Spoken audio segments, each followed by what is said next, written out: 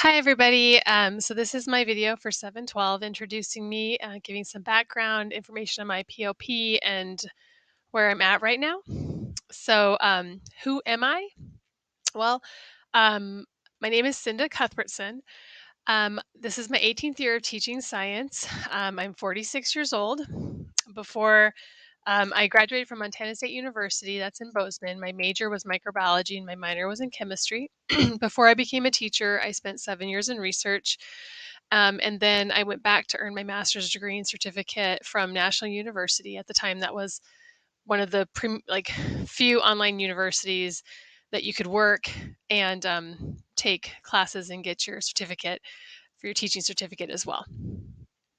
Since then, I have been able to teach in many places, many different grades, high school, middle school, and many different subjects, all the middle school subjects, and then also physics, biology, environmental science, and now chemistry. Um, I started in San Diego, and then we moved to North Carolina, and then I was in Bogota, Colombia for 4 years, and then Seoul, South Korea, and then Palm Desert, California at a private school for 1 year, and then in Burbank High School for 5. So currently I work at Burbank High School in Los Angeles.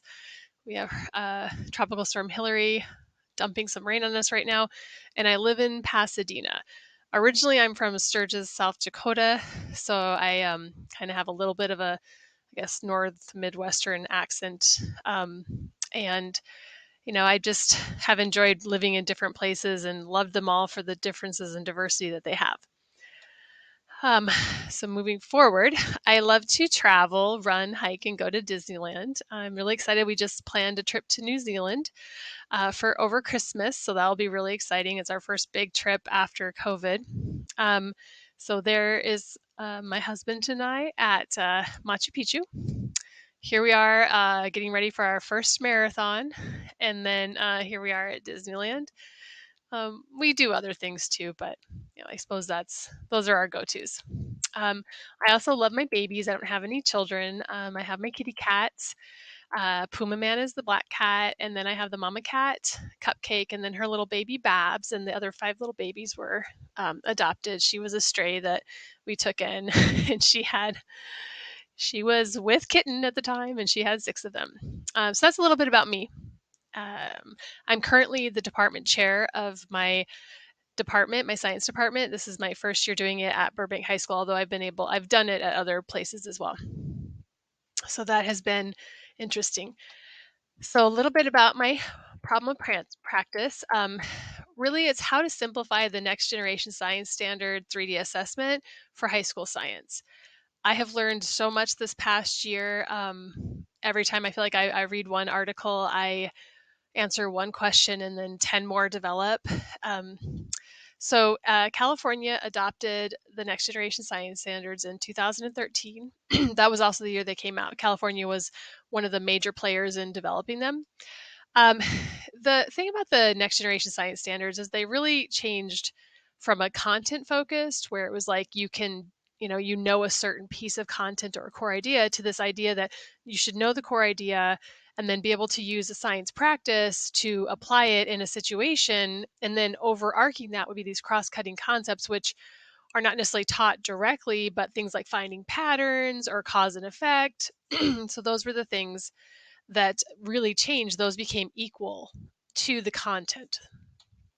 Um, at the very beginning, there was really few resources, which really hampered implementation. And it's very piecemeal about the US how the implementation has happened. Some school districts were able to do it very well, other districts not so well. I currently work in a district that um, it depends on what grade level you're at. If you're 8th grade or below, they're doing a bit of a better job. At the high school level, it's just really depends on the teacher by teacher how much they integrate it, which has been really frustrating for me. The standards were written as performance expectations, and they combined the 3 dimensions, the core ideas, the science and engineering practices, and the cross-cutting concepts. And they really describe what students should be able to do and what they should be able to know. And um, at the high school level, there's just very few assessment resources for chemistry and physics. As far as just these, things that could kind of replace these multiple choice single dimensional tests that we often give, which the easiest thing to actually assess students is on content, but that doesn't really help them understand how science is relevant to their lives. One of my biggest reasons I like NGSS is that I feel like the goal of that is for students to want to engage in science later on in their lives. And so when you focus less on these more difficult concepts, particularly when you get into chemistry, a lot of students hate chemistry because it's, if you do just concepts, it can get overwhelming and difficult. So it's really important to bring in these relevant, authentic situations that the kids can relate to, and maybe not as much content. Um, it's so there's just very few assessment resources for that, and it's very hard for teachers to implement in GSS when you don't really know exactly what the students are to be able to do, because there's not examples out there of what they're supposed to be able to do. Um, and so we are really good at designing single dimension tasks, but how do we take those to the next level? I know a lot of people, like, my focus is on short performance assessment. So little tiny assessments that could take the place of a multiple choice test, which would give a better picture of what the students know and can do. Um, but getting to that is difficult because multiple choice questions are so nice to give you an overall broad view of what the students know in these very single content based dimensions. Other factors that come into this would be equity on these test questions, and just on the tests in general that we're giving our students, implicit biases that we don't even see. Time is an issue, the resources, and then the one I'm really running into is the attitudes of my fellow teachers this year, especially, has become very negative towards next generation science standards and this type of change. And part of it stems from, we have had so much um, turnover since COVID. And this year, although they keep telling us things are going great, it was actually a really bumpy start from the teacher perspective.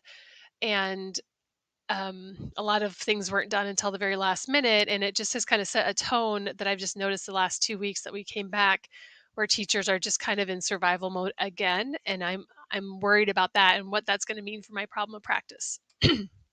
So my frustrations are that the current tools to make the short performance assessments was I was going to focus on teachers, helping me design them. Well, I went through some classes this summer, and those tools are incredibly time and process intensive for what you get out of it. Like, teachers don't have a day to come up with one assessment task. Um, we don't have that. It's a limit. I wish we did. It's a limit. It's a limit, and it's a realistic limit, and we can't pretend that's not a limit.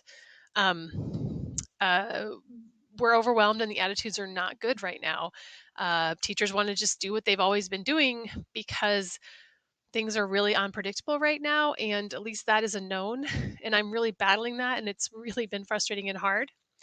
Um, at our administration in our district regarding NGSS, there's really no oversight checking to see if you're actually doing it.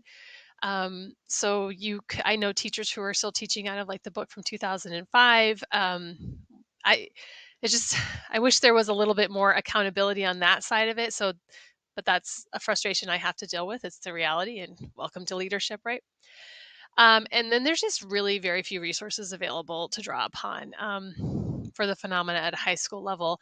So I've come to the realization that I'm going to have to come up with a compromise way for teachers to simplify this type of assessment. And at least if we're using it a little bit of the time, it's better than not using it at all. And this is just really a huge work in progress. Okay. So right now, based on some of the feedback I've gotten, is I'm going to roll back my cycle one to be less about teachers developing the performance tasks with me, to more about them just getting a chance to use one and see what they think. So my questions are going to be more related to, like, how they are perceiving the performance task and how, they perceive their students perceive. So it's still, that is where I'm at, but at a much more basic level. Um, I think that's all I was going to say. I'm excited for this semester. I'm also kind of terrified, and it keeps me awake at night because I really want the cycle one to work, and I'm very afraid that I am not going to get it to work. But anyway, I think we're all maybe somewhat in that boat. Okay, guys, that's it. Thanks you so much for listening. Bye bye.